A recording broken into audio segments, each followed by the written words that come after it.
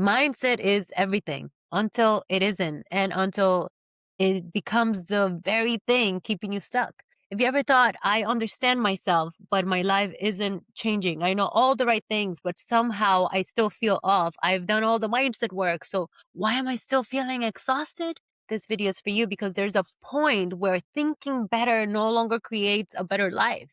And most people never realize when they've crossed that line. In this video, I'm going to share why thinking positively can quietly disconnect you from what's actually true in the moment, why highly intelligent people often think their feelings instead of feeling them, the difference between awareness and real authority over our lives, why your nervous system decides what's possible before mindset ever gets a vote. We'll talk about how the body holds information the mind just can't access, why we often override our intuition with our thinking, and how to create the kind of inner space where clarity shows up on its own. If you've been thinking, I've been doing the work, but still feel like something is missing, something isn't landing, stay with me because by the end of this video, I'm going to share some powerful but simple tools that you can walk away with. Let me start by saying that mindset work has changed lives. It's changed my life for sure. It's helped millions of people to break patterns, to reframe trauma, to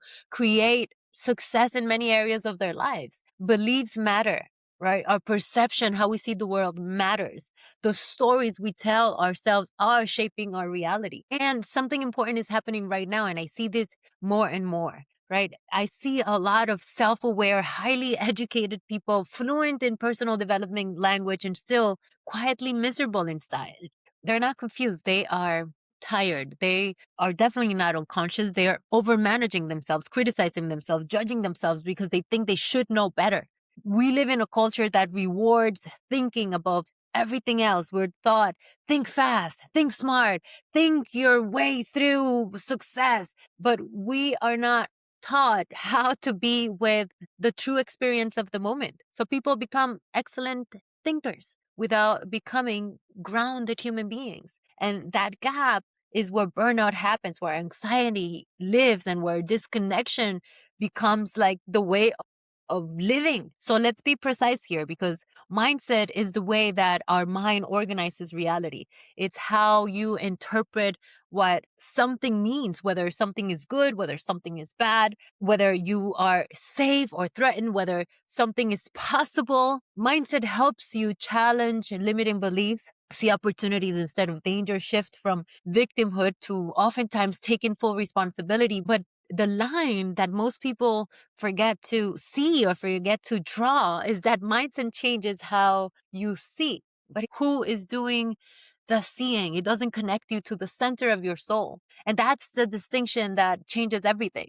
Here's where mindset starts to collapse on its own weight, right? Well, that's where it starts to become the issue, because when reframing and overanalyzing becomes avoidance, positivity starts to replace honesty. When you have great insights, but it starts to override or replace presence. When people say things like, I shouldn't feel this way, I should know better, right? I'm choosing a higher perspective, but their body is tight and their chest is heavy and their jaw is clenched and their butt cheeks are tight and their spine is crawling, right? Their system is bracing, but they are, positive vibes only, positive thinking only.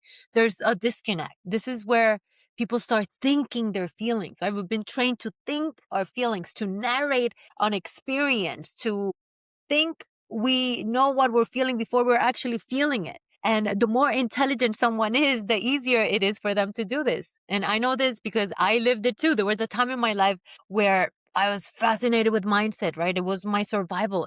It helped me. It helped me a lot with overriding pain. It helped me function. It helped me push forward. It helped me stay positive. It helped me change tendencies to move forward and keep going. So for a while, it was necessary. But eventually, I noticed something. I was doing everything right, but I wasn't fully here. I was managing myself and telling myself what I should be doing and feeling instead of inhabiting myself. My life looked good, but my body felt like it was on a different journey. It was disconnected. It was apart from me. And I constantly see this in clients, brilliant people, thoughtful people, caring people, deep thinkers, people who can explain their trauma, who can tell me about their patterns and can tell me why they think the way they think. I work with people who can talk themselves into anything they choose. But when things slow down, they don't know what they feel. They don't know what they want, what they need. They don't know their true desires. They don't know what's the truth of the moment because they've been training themselves to override sensation with explanation. This has worked in the past and it did help them succeed in areas of their lives. It helped them cope. And at some point, it stops being the best option because you might be spiritually bypassing. And I love that science now backs this up, right? We know through neuroscience that your nervous system's primary job is safety. It's not happiness, it's not success, it is safety. If your nervous system does not feel safe, you cannot integrate change, you cannot access creativity, you cannot make grounded decisions. Under stress, the brain defaults to survival patterns. You don't freely choose beliefs when your body is dysregulated. Your system chooses familiarity, right? That's why people self sabotage. That's why people freeze when they know they want to take meaningful action. The nervous system is deciding first, and then the mind explains later. So let me try to get this through you through the perspective of a mystic, right?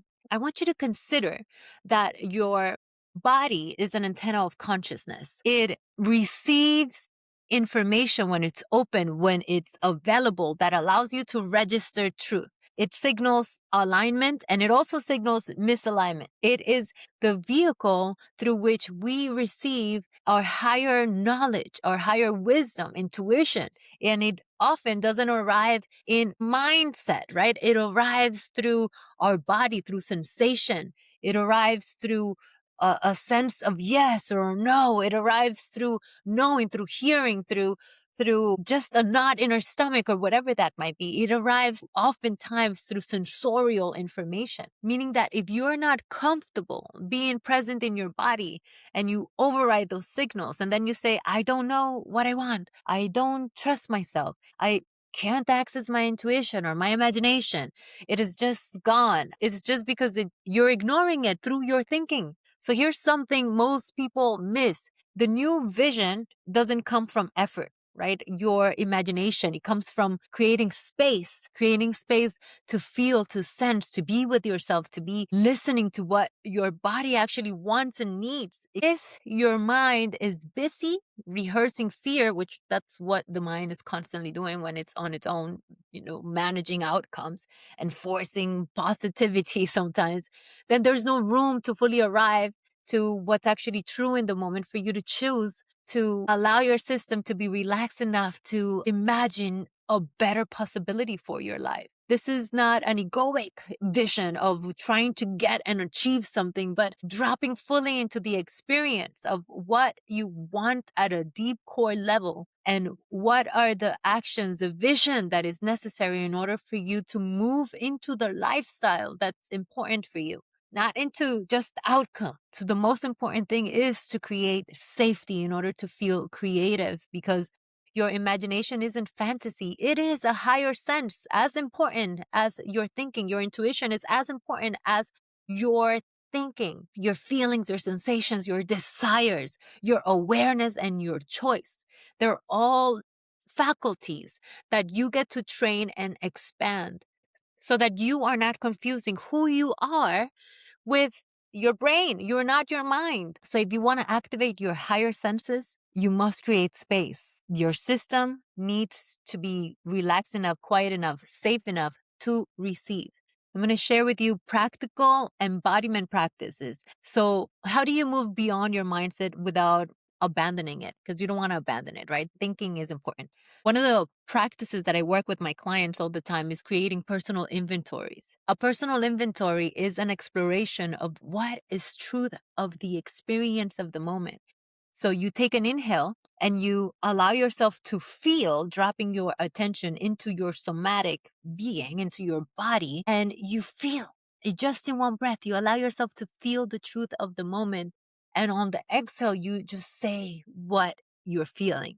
No analysis is needed. This is not about being socially acceptable. This is you about allowing yourself a moment to fully feel and hear what is happening in your experience. So you ask, what am I feeling right now? What is the truth of the moment? One of the questions that you can play with is, what do I feel? Listen, breathe in. On the exhale, share it. Say it out loud. Keep asking yourself the question. Remember that this is not about thinking. This is about following the experience with your mind so that it can give it language. But it's not about being right or proper or socially acceptable. It's about being honest. You're not trying to get to a good outcome. You're moving towards coming to the truth of the moment so that you can allow yourself to know what you want and what you need.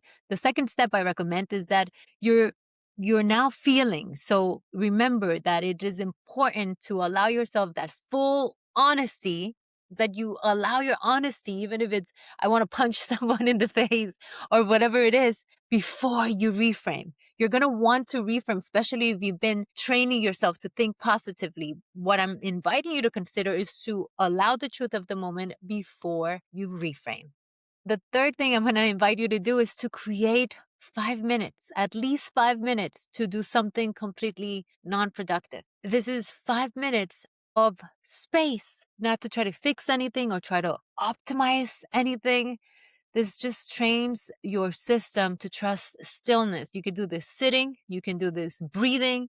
Just allow yourself to have 5 minutes without an outcome.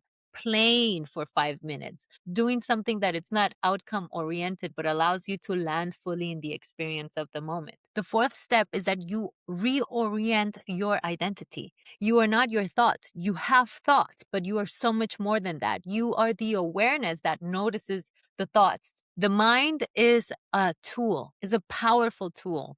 And you want to have a beautifully developed mind, but it is not who you are and it does not have to be your home. I have a beautiful practice that I'm happy to share with you. It's called the Soulset meditation. I'm going to link it below. Now I want you to pause for a moment, put a hand on your body and just ask yourself, what do I need in this moment? Not what I should need, but allow yourself to really sense to the truth of what your body, your emotions, what your experience in this moment is asking of you, without trying to get it right, but just a moment of powerful honesty with yourself. And I want you to let the answer come from your physical body, from sensing yourself in space. Take a moment to feel it. Take a moment to be with that. And then ask your heart, what am I willing to do about it? If this resonates with you, please stay connected. I share more on this below. Resources, way to go deeper, and ways to work together if that feels aligned. This work isn't about becoming better. It's about becoming truer, becoming more of who you are. Mindfulness is powerful, but truth lives at a deeper level. And when you learn to stand in it, clarity stops being something you're chasing and it becomes something you receive and something you emanate. Thank you for being here with me today.